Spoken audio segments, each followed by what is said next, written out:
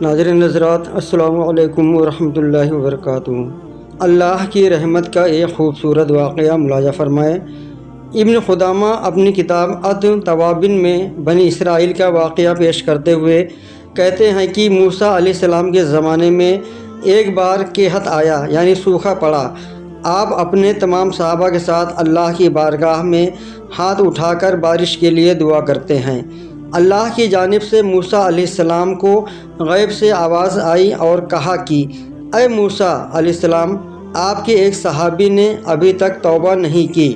موسیٰ علیہ السلام اپنے صحابہ سے کہتے ہیں کہ تم میں سے کون ہے جس نے ابھی تک توبہ نہیں کی، اس لیے بارش نہیں ہو رہی ہے۔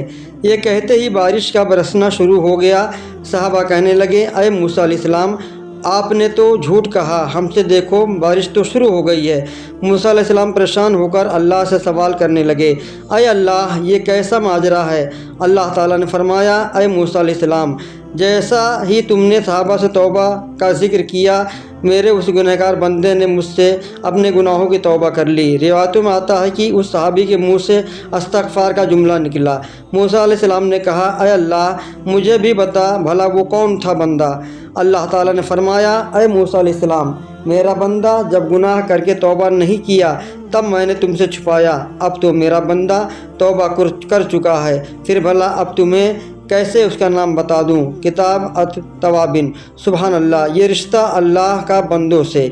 میرے عزیزوں، اللہ رب العزت ہمارے گناہوں کو پوشیدہ رکھنے پر قادر ہے۔ صرف پوشیدہ ہی نہیں بلکہ ہمارے گناہوں کو معاف کرنے پر بھی قادر ہے۔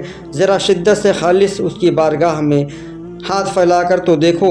بہرحال اس واقعے میں نصیحت ہے ان تمام حضرات کے لیے جو اللہ سے مایوس ہو کر اللہ کے آگے سر جھکانے کے بجائے فلاح کے در پر جھکتے ہیں۔ اپنے گناہوں کے قصے انہیں سنا کر اپنے گناہوں پر گواہ اور حجت بناتے ہیں۔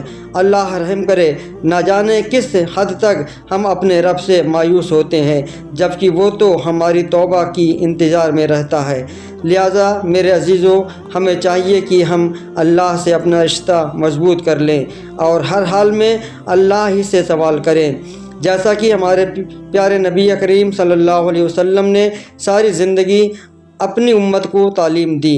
انشاءاللہ العزیز اللہ تعالی ہمیں کہنے سننے سے زیادہ عمل کی توفیق دے۔ جب تک ہم زندہ رہیں اسلام اور ایمان پر زندہ رہیں، ہمارا خاتمہ ایمان پر ہو، آمین ثم آمین۔ ناظرین حضرات، ہمارے چینل کو سبسکرائب کر لیں، لائک شیئر کمنٹ ضرور